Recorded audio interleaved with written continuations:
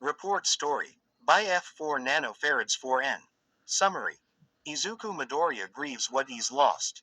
Deku defends an uncertain future. Uravity grapples with the aftermath. Ochako Uraraka nurtures an ever-diminishing spark of hope. Warning. It has major characters' deaths. Post-traumatic stress disorder, PSTD, depression. Manga spoilers related to post-war and MHA. Final arc begins.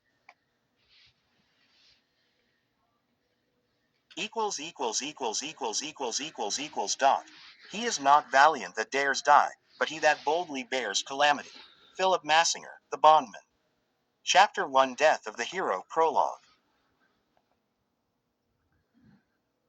Midoriya, my boy. The dreams vary, but his voice remains unchanged. Even in the realm of Morpheus, All Might's words echo in Izuku's ears with the same gentle reassurance as on his last day.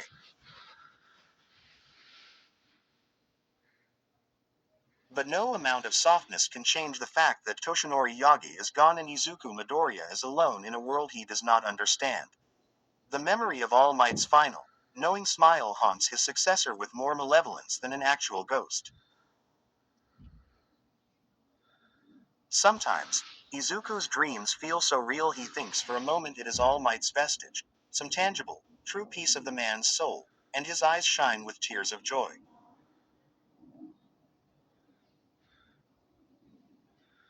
But slowly, he realizes it is just a figment of his unconscious mind. Only a dream. And then he wakes with wet cheeks and a broken heart.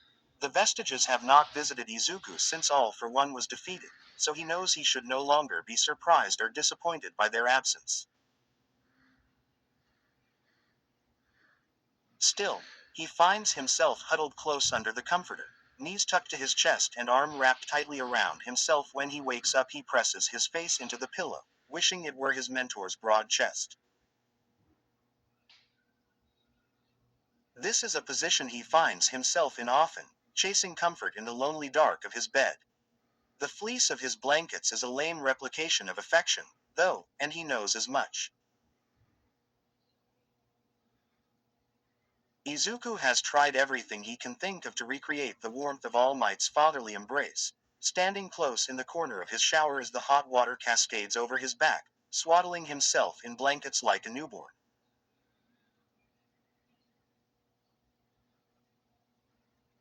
He's even allowed himself a few nights of mutual comfort with other broken souls. But nothing ever feels the same. When the sun streams in through his bedroom window, Izuku unravels himself, swiping his hand across his face to collect the tears and snot so he can face the breaking day. Life for a hero in the reconstruction of Japan allows no rest, even for the weariest veterans. Because in the aftermath of war, new battlefields have emerged. Navigating those proverbial front lines is something Izuku has had to learn on the fly. His entire career feels like a macabre improvisation, moving through the remnants of the world he thought he was defending only to find he's lost in a place that looks nothing as he expected. The fight for restoration, compensation, and accountability wages with equal vigor from public pulpits and family dining tables. When everyone has lost so much, the new mission becomes how to lay the blame at someone else's feet.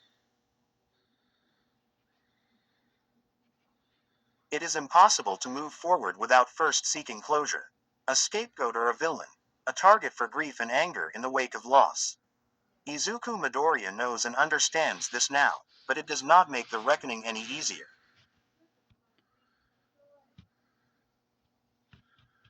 The burdens of the world are heavy, even when balanced on Deku's muscular shoulders. Promoted stories. You'll also like The Kings and Queen, Yandere Wakfu X Reader, 60K 1.8 Kyonder. Wakfu X Reader. Images do not belong to me unless stated. Wakfu does not belong to me, it belongs to Enigma. This is being rewritten in another book on my profile. Mirko X Shy Mail Reader 177K 1.1 Key. Don't own MHA. I hope you enjoy the story I made.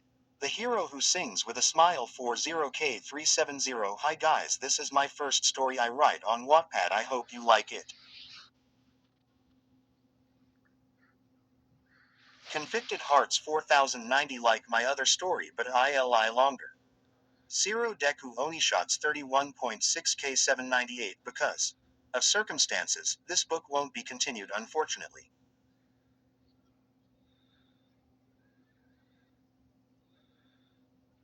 Feel free to check out my other stuff.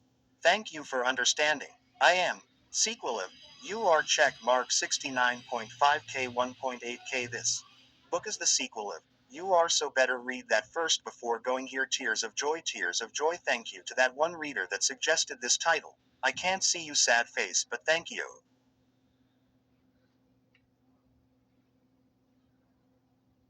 Feelings. Izawa. Ex-reader 57.4K 1.3K RE posting. This until I edit it. Sorry if it's not good. It's my first time writing a story. You enroll at UA and you have multiple quirks you are really good at using. Why?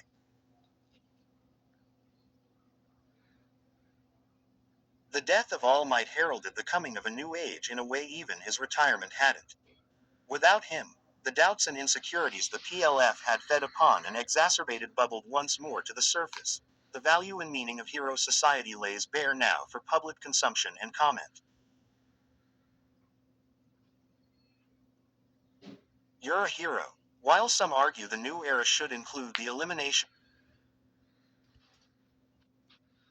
of crows altogether, others wonder loudly at the sanity of leaving cities and countries more vulnerable to attack from the sinister dregs, even as the world continues to bask in the shallow splendor of its victory. One thing Izuku knows is that just because they've won the war does not mean his work is finished. Even now, scattered followers of Shigaraki and All for One linger in the shadows, wreaking havoc when they can and biding their time otherwise. These factions, fractured though they may be, are convinced the fight is not over, that eventually a new leader will rise to power and carry them into the light. In the meantime, they continue to wage war against a society they believe has wronged them. Some are rightfully bitter. People with mutation quirks they have no control of are still often cast aside at a young age or tormented for the way they look. Those few still born without quirks often suffer a similar fate. Orphanages remain overrun with unwanted offspring whose only crime is coming into existence. But many others extol virtues more akin to musculars, believing they should be allowed to murder and destroy as they wish without repercussion. These are the villains Deku relishes apprehending. Not because he enjoys the fight, but because he knows once they are locked away in the depths of Avernus, the world is demonstrably safer. Izuku never anticipated spending so much of his young adulthood on a battlefield. His desire to be a hero had always been true and pure. But as a young, naive student at UA, he expected to save people from more accidents and natural disasters than terrorist attacks. He thought he would spend as much time smiling reassuringly at victims as he would bleeding from his mouth in a life or death fight. The only son of Inko Midoriya never meant to become a frontline warrior in a crusade for the future of humanity. The road had been 1,000 times more treacherous than anyone expected, punctuated by heavy losses and grim moral decisions. Izuku is not always proud of the things he's done.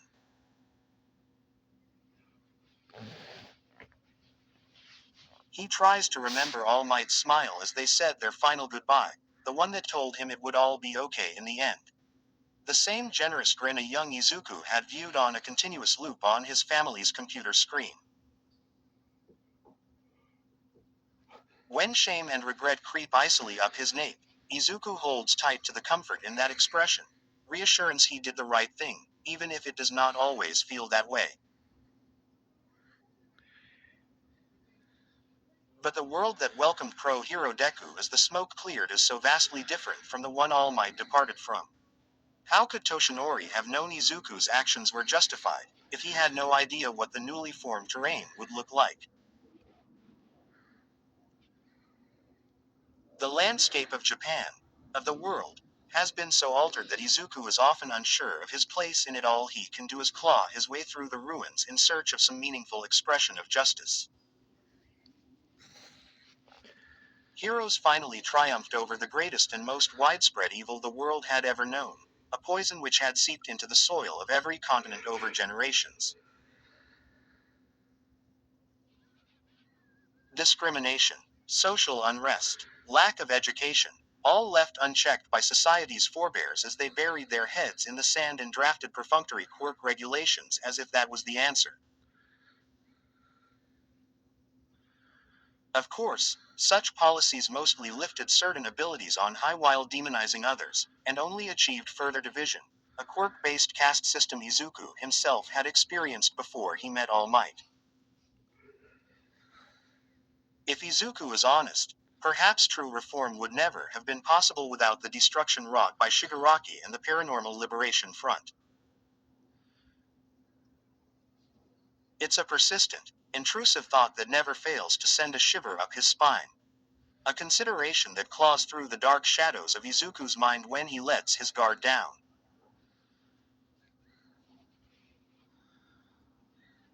Because when has reform ever come without sacrifice? Has any society ever truly been born into a new age without shedding blood? Izuku thumbs his way through history books when sleep eludes him, but he finds no revolutions that were both peaceful and succeeded. Now the world has been broken open like an egg. The surge of quirks and their ever-increasing power is much an assurance of humanity's evolution as it is an existential crisis. Even if he disagrees with every word that ever fell from Shigaraki's mouth, Izuku understands why people like Stain or Spinner or even Hamiko Toga believe what they do. He knows that, but for his own ruthless obstinance, Izuku might have fallen prey to the same rhetoric had he not crossed paths with All Might at precisely the right moment. He only hopes the eventual legal amendments and social programs offer real hope for future generations. Because the cost of stagnancy is death. The choice is progress or nothing. The world has already changed, and everyone is just now realizing they must struggle and scrape to keep up if they do not wish to perish. By the time the main conflict was over and Shigaraki's body laid strewn in pieces across an entire city, the fight for peace cost millions of lives. Following the armistice, Izuku spent countless hours at the funeral services of friends and allies. He attended so many ceremonies, he eventually memorized the complicated prayers. Where he had once been obvious and unabashed with his pain, letting hot tears streak down his face at the smallest provocation, now the hardened planes of his face hold secrets. His eyes are tough and determined, even in the face of inexorable sadness, because they must be stoicism as expected of Deku, the lauded hero who vanquished all for one. He doesn't smile as broadly for civilians and the cameras as he once did, he is no symbol of peace. But his determined stare is an important reminder of the hope his existence inspires in the wake of tragedy.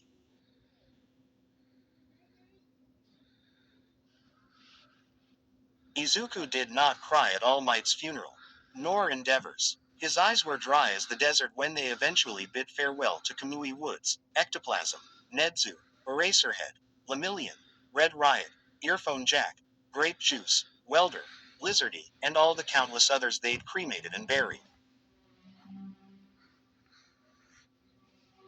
He dutifully attended each ceremony, head bowed and arms clasped in front of him respectfully. He brought his offerings and lit incense, dodging the accusatory glances of those who still did not understand his power or what he did with it.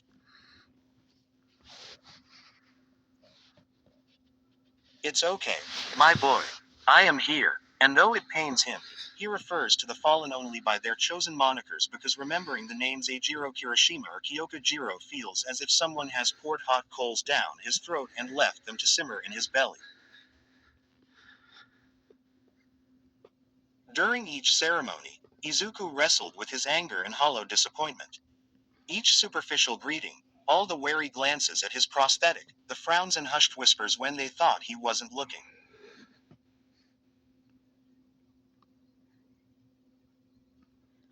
He deals with it even now, the distrust and misunderstanding. Did they honestly still believe things would be different if he'd stayed at UA? Did they somehow not realize everything they've won, despite all the losses and suffering, is only possible because of his sacrifices, and the sacrifices of other heroes far greater than he can ever hope to be?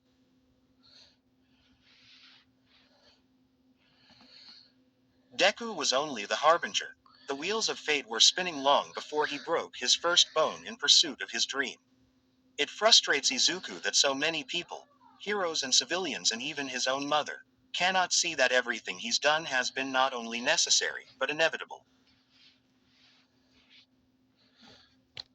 When Shigaraki grasped his left hand in battle, Stain did not hesitate to cleave Izuku's arm from his shoulder, nor was Todoroki reluctant to sear the wound closed so his former classmate could continue fighting.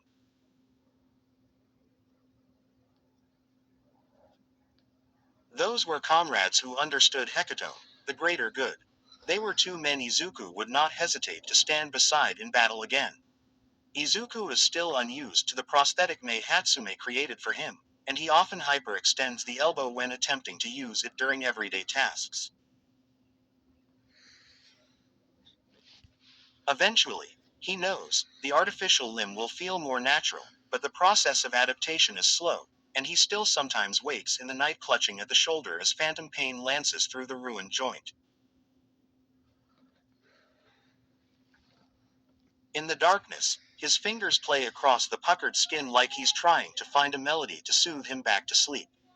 Worse, though, than the limb he surrendered are the comrades lost in battle, are the friends who remain beyond his reach despite still living.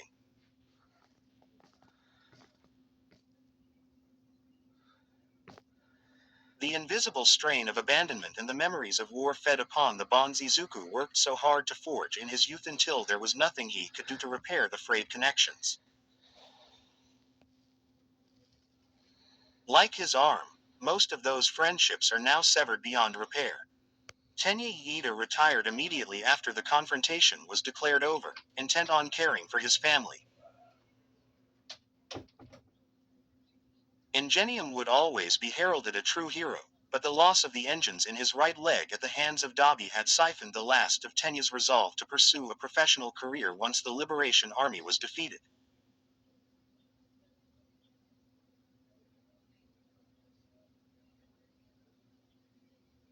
Instead, he runs the Adadan Agency alongside his brother Tensai, working to rebuild and defend Tokyo and the surrounding cities. Following the deaths of her siblings in the Aichi offensive, Froppy buried herself so deeply in her work abroad that she has not even seen the shoreline of Japan for nearly 4 years.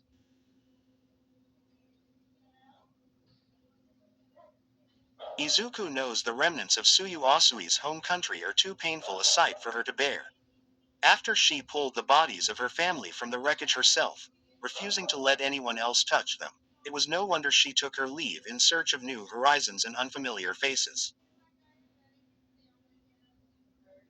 Izuku still remembers the determined look in her eyes as she searched for the bodies, even as fierce tears streaked down her cheeks, leaving pale trails in the ash that stained her skin.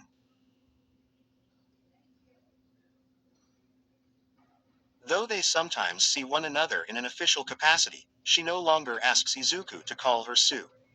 Katsuki Bakugo and Shoto Todoroki mostly abandoned their heroic path, committing themselves instead to the political restructuring of Japan. Currently, along with Tetsu and Manga Fukidashi, they were leveraging their war hero status to fight for quirk legislation and reform.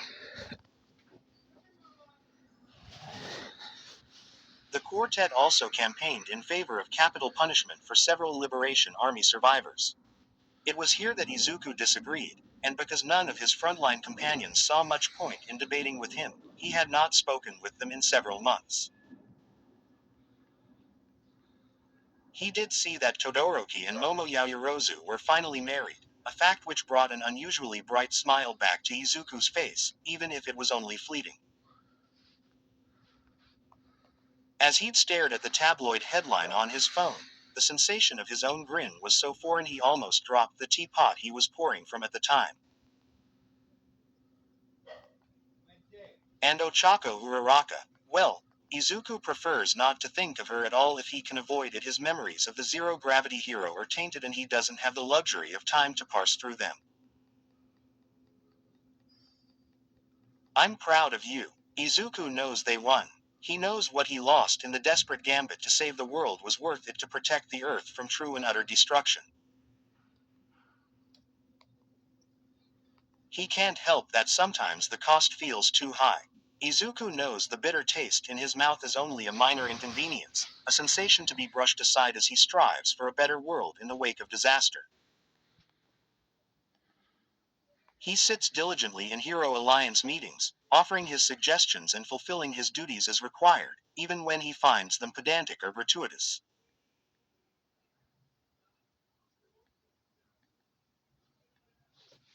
Izuku thought he was prepared to be the new symbol of peace, but he never dreamed he would reign as the protector of a broken dystopia. The realization always recalls that acrimonious burn on the back of his tongue, the bitter taste of smoke laced with smoldering hair and animal fat that blinded him and singed his nose hairs as he danced with Shigaraki in the skies over Musudafu. It scrapes up his esophagus, dragging whatever he's eaten for the day with it, but even as his eyes water, Izuku dutifully swallows the bile back down and returns to his work. Even if the landscape he protects is shattered, even if one day he finds it broken beyond recognition, Izuku knows he will continue to oversee its resurrection. As the skeletons of victims continue to be pulled from demolished buildings even years later, as the charred forests of Aokigahara, the Congo, and the Amazon decay, they will fertilize the new growth so necessary to their own rebirth and the revival of the world. A world where Izuku and his fellow heroes can smile again. A society where people are judged on their merits and not the ways in which their quirks manifest, or if they have any quirk at all. At least, that is what he hopes. And Deku is still the name of a hero. Even if being a hero doesn't mean what it used to, Izuku knows he will never become a savior the way All Might was. That dream is no longer within reach.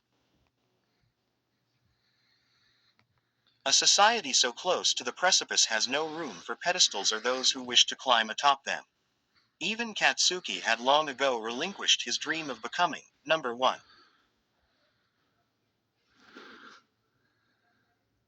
Regardless of what the news anchors say in their falsely cheerful voices, there is no number one anymore. In the aftershock of a conflict devastating enough to be dubbed World War III, even if that is only an unofficial title whispered in certain company, rank no longer matter.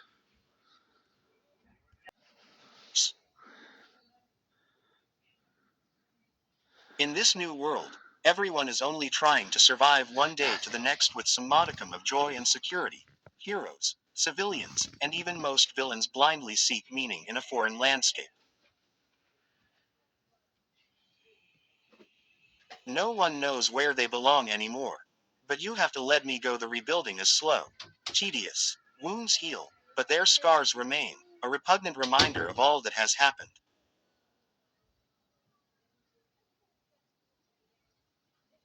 Restitution will come in pieces.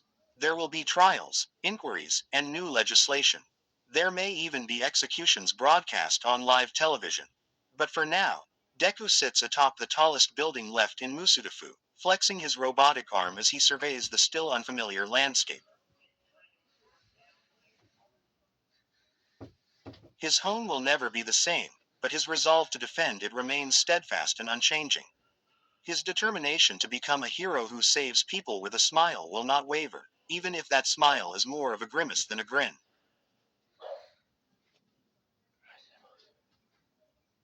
Deku will spend the rest of his days sacrificing himself for the greater good, the last true hero of Japan.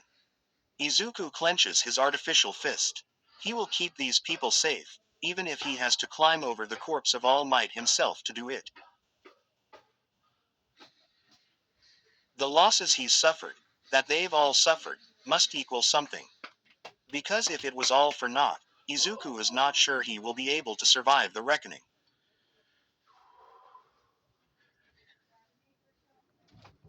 The death of All Might must matter. The murder of his mentor has to be worth something greater than the man himself. Otherwise, Izuku is not certain he will not end up in the newly completed Avernus, a disgraced hero cast down to atone for the sins of his predecessors, the scapegoat the world so collectively yearns for. A criminal buried deep underground in a brief and terrible way station between life and whatever comes after. Rejected, dismissed, exiled, a lost cause, a villain. A title he has surely earned, though only he and the lingering memory of Toshinori Yagi know it. He wonders if All Might were alive, whether the man would still think Deku a worthy successor of One for All. Izuku, my hero. As he leaps from his vantage point to continue his rounds, Deku does not think too deeply on the question. Because he is afraid Izuku Midoriya already knows the answer. Chapter 2. I've got strings on me. There are a lot of things Izuku knows he could have done differently. But as he sits himself once again before the cameras, jaw set firmly as he tries not to grit his teeth, he knows dwelling on his mistakes will do no good. He's here, now. He must make the best of it still. He's never gotten used to the lights and how they make him sweat under the collar of his costume, or the way the powder smells when the makeup artist taps it across his face to hide that awful, greasy sheen. The white dust tickles his nose and makes him sneeze, and then the woman huffs as she has to dab more makeup on the tip to hide the redness. He doesn't remember the name of the host, but it doesn't matter. The questions are always the same and the answers are always pre-written, so Izuku is free to let his mind wander. He has done this enough times now that he doubts whether he is even really here. It feels like his mind has scattered in the wind, floating aimlessly above Musudafu as he watches over it, even while he sits in a stuffy television studio with a laugh track and no audience. They'll film cutaways of that later, he's assured. They just couldn't fit him into the live schedule. Not that it matters, he thinks, because they tell the audience how to react anyway with those dumb blinking lights overhead. It's all scripted down to the very last ooh and ah. A pantomime, a farce, a waste of his time. Izuku has to consciously relax his fingers when he realizes he is squeezing the chair arms too tightly. The wood flexes under his knuckles, creaking as it nears its splintering point. He takes a deep breath through his nose and all he can smell is powder. He breathes through his mouth instead, but all that does is force the taste of the stuff onto his tongue so he can savor the staleness of it. Are we almost ready? He asks, finally, impatient. The host, a good-looking man in his 40s who's maybe had a little work done, but it's good work, so it's mostly unnoticeable, shoots him a cap-toothed smile.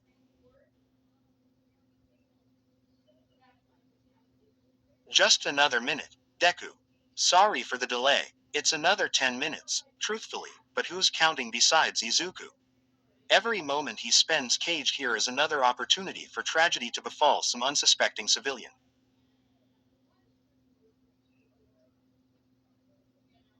Each musty, powdery breath he takes is one that could make him too late to save someone. The Hero Commission knows his danger sense will activate if something truly horrific happens nearby, but that doesn't account for the small muggings or convenience store robberies that might not trigger the sensation. Over the years and with repeated use, that sharp sting has dulled, sometimes making it difficult for Izuku to parse out which feelings denote small crimes beyond a small radius. The pain is stronger the closer or more imminent the threat, but often, the ache is barely enough for him to know for certain it's an emergency and not just a headache caused by lack of sleep or dehydration. Or by the sweltering lights of the cramped, gaudy studio he sits in now. The host is talking rapidly, taping some energetic bumpers for commercials, and Izuku plasters on the false, half-hearted smile that's become his trademark just in case he's in any of the shots. He doesn't want to waste any time having to tape additional coverage if he doesn't have to eventually. They begin, and it starts with the same softball questions Izuku has answered 1,000 times about his start as hero, his influences, All Might. There are a few sad recollections of fallen comrades. How did you feel? And, they will be so missed. Comments that fly right over Izuku's head because he lets them. He has to. He can't dwell on the losses or he will lose sight of his current purpose.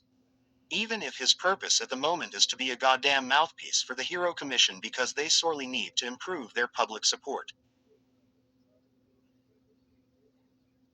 Funding, he tries to remember, is what he's gunning for, even if he's never actually allowed to say so. Money is the ever-important underlying motivation for nearly everything he does besides pulling victims from burning buildings.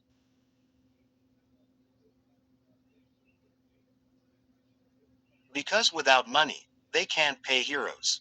And without pay, most of today's heroes would turn their backs on a drowning man. It's a harsh reality no one really wants to talk about, but it is there, always, simmering just beneath the cap-toothed smiles and merchandise sales reports.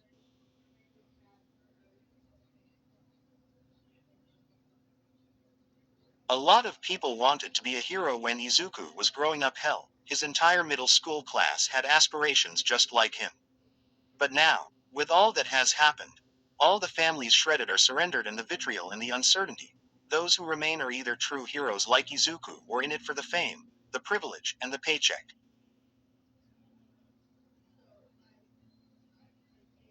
So Izuku raises money with his cheesy half smile and several pre-approved jokes penned for him by the commission's best speech writers. Because without money, they can't invest in infrastructure initiatives that will brighten alleyways and make sure civilians don't have to wait at secluded transit stations late at night. They can't rebuild homes leveled by a toddler's quirk as it awakens in the dead of night. They can't foster children like Eri whose parents do not survive. Without money, Izuku can never do right by Uraraka and Iida and all the rest of the comrades he left behind by making Musudafu and Japan as a whole a safer place to live or raise a family.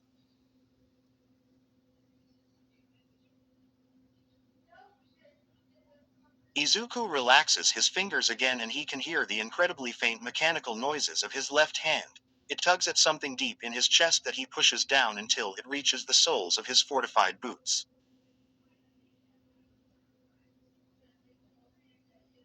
The questions wind down and Izuku can feel his legs start to jiggle in anticipation of his exit. He doesn't even bother stopping it because deep down Izuku hopes his obvious restlessness will force the host to hurry up with his final inquiries so they can well and truly be finished. It is then that Izuku feels that dull pain behind his ear. He knows it's nothing too serious from its localization. True emergencies spread across his entire skull, covering it like a helmet of discomfort and urgency. A building collapse feels like a wildfire searing through his hair. A terrorist attack like someone is slowly peeling his scalp away from the bone beneath. But this time, the pain merely piques his interest. It's more uncomfortable than anything and the way it pulses just under his skin make it feel so close.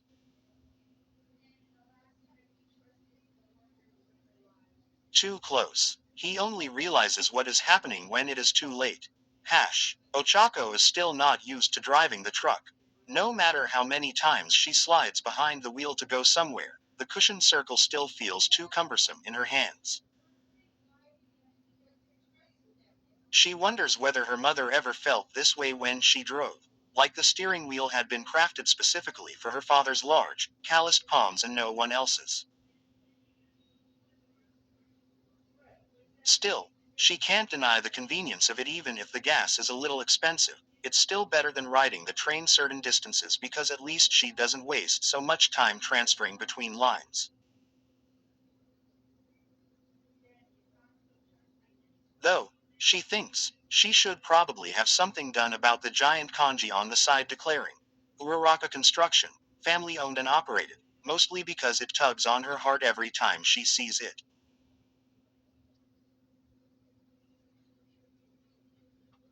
The ride to the Adaton agency's headquarters takes several hours, but it's a worthwhile trip each time she makes it. The drive is pleasant, for the most part. Country hills eventually give way to stark concrete cityscapes, but having spent so much time in rural areas the past few years means Ochako doesn't really mind.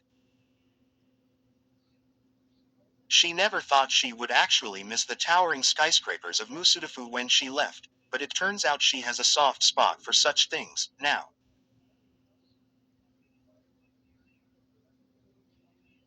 Perhaps her fondness for the steel and concrete monstrosities is partially because so few of them remain in the wake of the Liberation Army's defeat. Towering buildings are a novelty, now, and seeing them kindles a small spark of hope in her chest she knows is all too fragile on the best of days.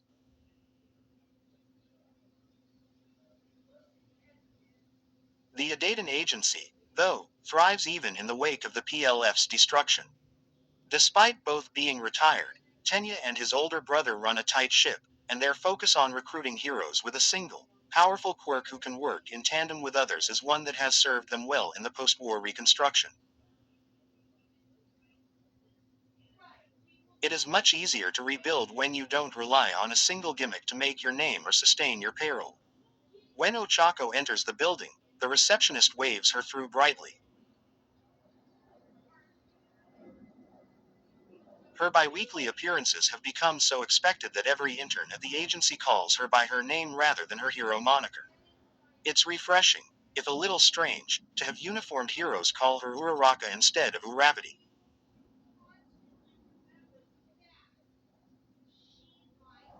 It is one of the only times she does not feel the smothering weight of her mantle, a moment of respite from the harshness of the work she does. As she makes her way to Tenya's office, Ochako takes in the bustle of the agency around her, interns and sidekicks swooping between cubicles as they chat about the day's events and their rotation schedule. She catches a few snippets: a car fire in Zone 4, an attempted robbery on Wanpandori. Nothing seems too dire, and Ochako feels a tension in her shoulders she hadn't realized was there dissipate. She is always on alert, and she often wonders if she will ever relearn how not to be. Tenya is going over something with his brother when she enters his office without knocking.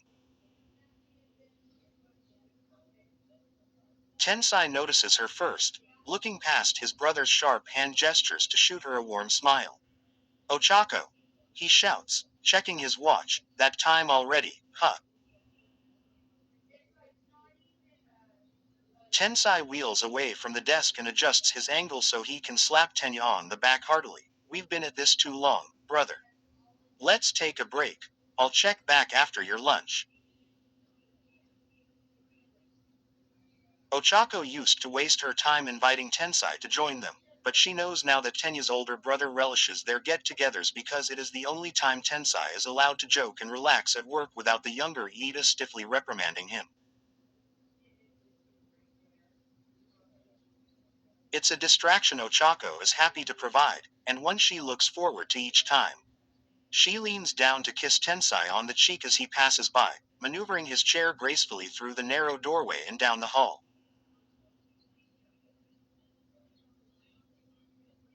Good afternoon, Uraraka. I'm deeply sorry. I'm afraid I lost track of the day. Tenya is a little unsteady on his feet as he stands to bow over his desk and Ochako flings out a hand instinctively, though she stops herself before she touches him. Really, Iida, it's fine. She has tried to convince Tenya they should be on a first-name basis by now, but the man is stubbornly deferential, so she follows his lead instead.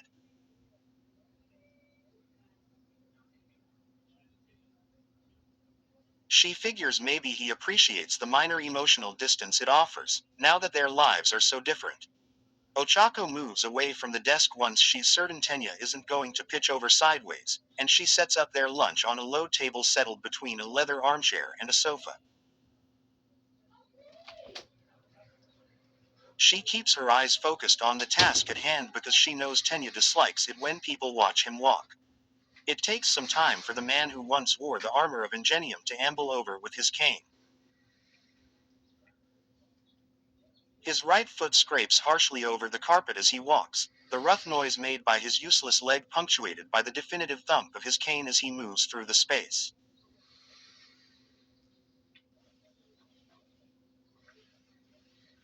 They never talk about the injury Tenya suffered in battle. Ochako only heard of the fight long afterward from Momo, who heard it from Shoto. She knows Dabi is responsible for the irreparable damage, that his blue fire overheated the metal cylinders that extended from Tenya's calf until they melted, fusing themselves closed and damaging the attached muscles and nerves beyond repair. Ochako imagines it must have been incredibly painful, but she knows Tenya would not hesitate to do the same thing over again because his sacrifice had saved innocent lives and allowed his comrades precious time they needed to recover and keep fighting. That was the kind of hero Tenya always hoped to be, and even if his career turned out to be woefully short, no one would ever say the name Ingenium without reverence for his sacrifices, those made by each man who'd carried the name. Once Tenya finally makes it across the room, he settles comfortably into a worn leather chair and extends his injured leg out to ease some of the stiffness.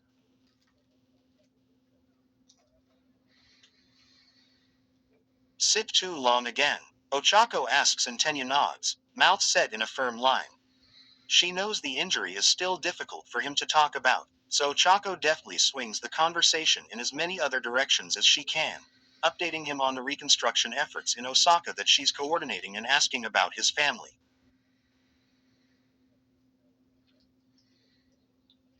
These lunches have become a lifeline for them both in the years since UA. As the rest of their classmates scattered, retired, or left them behind in other, more painful ways, Tenya and Ochako drifted closer together, holding tight to the friendship that had gotten them through their high school years.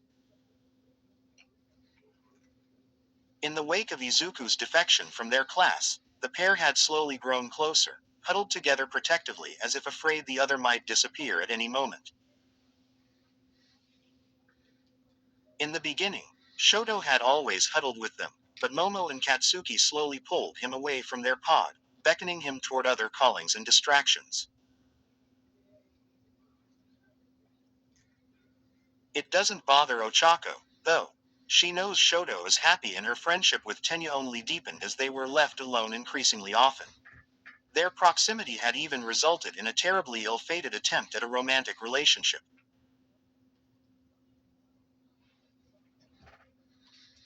Even now, Ochako stifles a choked sputter when she recalls the memory. Are you okay, Uraraka? Tenya asks, the panic evident in his voice. But she waves him off. I'm fine, I'm fine. Just swallowed wrong. She remembers their first and only kiss, the way their lips had mashed together like two moistened erasers slapping against one another. She'd laughed as Tenya apologized furiously and they decided romance was simply not in the cards. When her parents inevitably asked whether they were more than only friends some time later, she'd never seen Tenya's ears go so red. She was fairly certain he'd dislocated a shoulder during his long-winded and apologetic explanation as to why they were not. It is as they are finishing their meals that Tensai bursts back into the office. Ochako immediately springs to her feet, expecting news of a villain attack or some other disaster that will require her to leap into action. Instead, Tensai rolls quickly to the desk and picks up a slim remote, ignoring his brother's questions about what's happening as he turns on the television and switches it to some daytime talk show. And there is Izuku Midoriya, sputtering in red on a couch as a man with a smirk that looks like a snake shows him a photograph. A photograph of Himiko Toga, wearing an oversized t-shirt and sitting on Izuku's couch, the shirtless hero snoozing in her lap.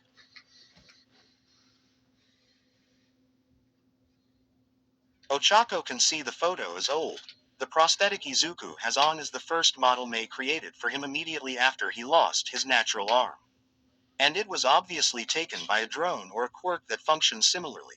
The picture clearly taken from a distance and enlarged, based on the pixelation.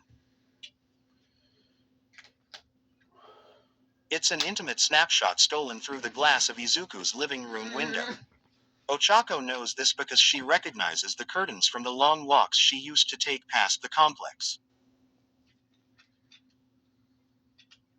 She only stayed in Musudafu for a few months in the summer immediately following All for One's demise, working hard to help clear debris with a team chosen by 13 themselves before the injured hero retired to Hokkaido. And though the apartment was well out of her way as she walked home, Ochako had made the time to pass by it anyway, as if mere proximity to Izuku would soothe her worries for him.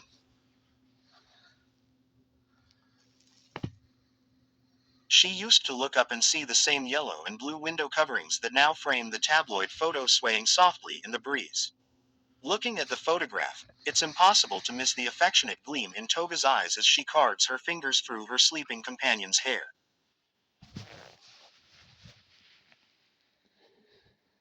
Nor is it any secret that she is wearing one of the hero's own t-shirts and nothing else. Ochako's hand presses instinctively against her sternum, fingers lightly rubbing over the angry scar there as she focuses on the display, desperate to uncover any trace of tampering or fraud. I'm sure it's not true, Uraraka. Tenya's voice is strong, but calm, level and reassuring, as it has always been in times of crisis. But she shakes her head, mouth pulled in a taut line. Her gaze remains fixed on the television, her traitorous eyes incapable of straying from the taunting snapshot now enlarged enough to take up the whole of the screen.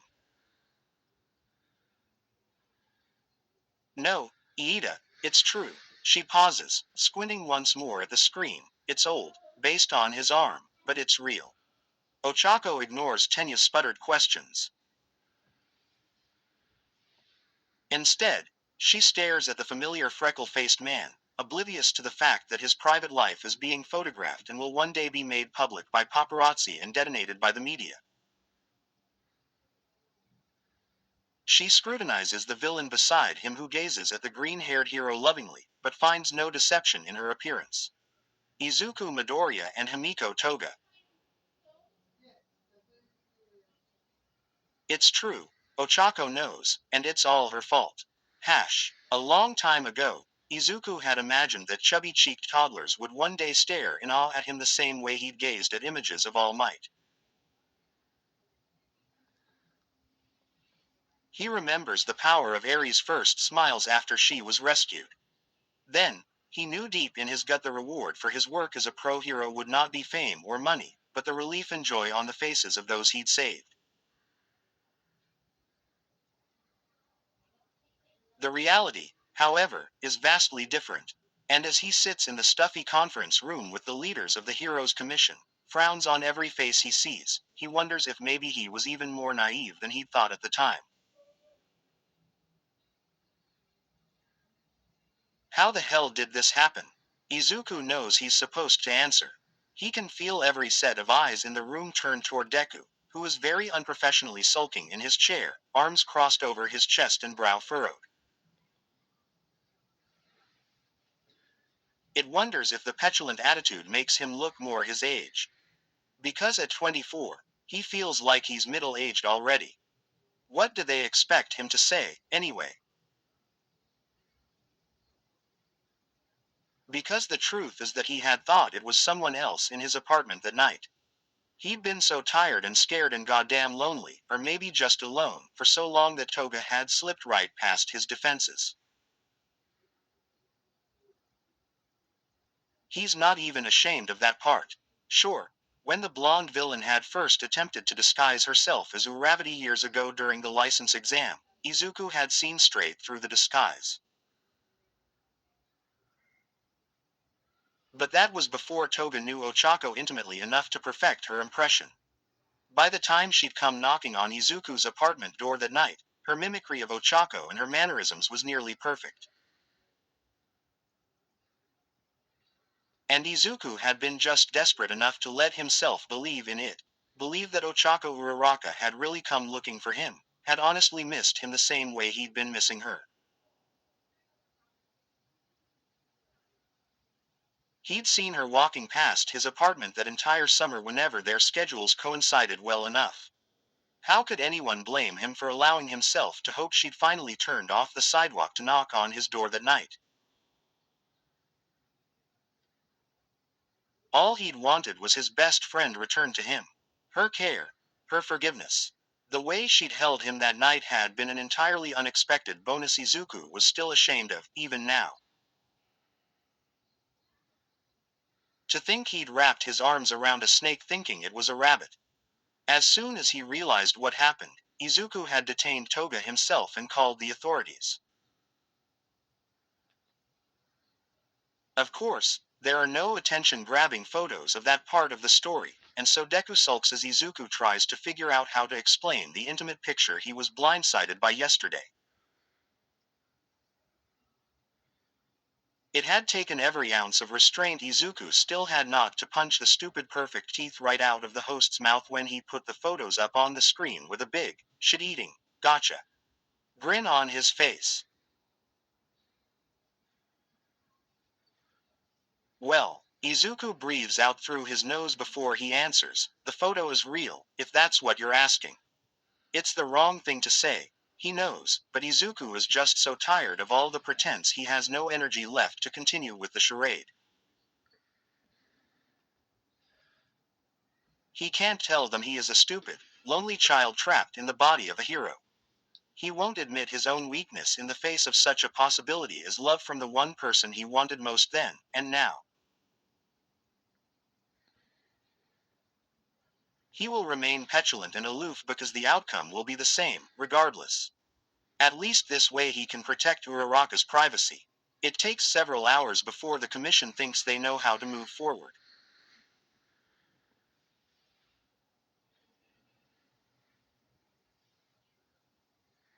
They ask Izuku for his opinion, but it is only a performative addition to the discussion.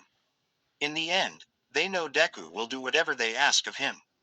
A statement of regret from the commission explaining the situation. Izuku is at least mollified they've agreed to withhold some of the most embarrassing details, including the exact person Toga came disguised as, additional hero hours, and several visits to hospitals to visit sick children and dying war veterans.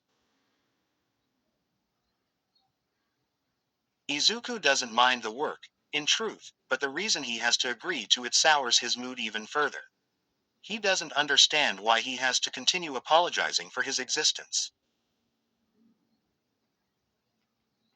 He had always expected being quirkless was the reason everyone around him treated him like a pawn in some larger game he could never hope to understand, but it turns out being a pro is just the same.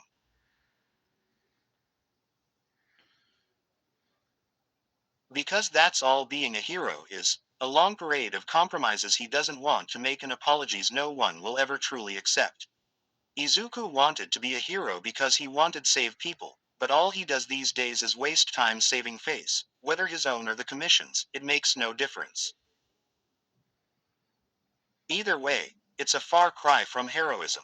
Where stories live. Discover now.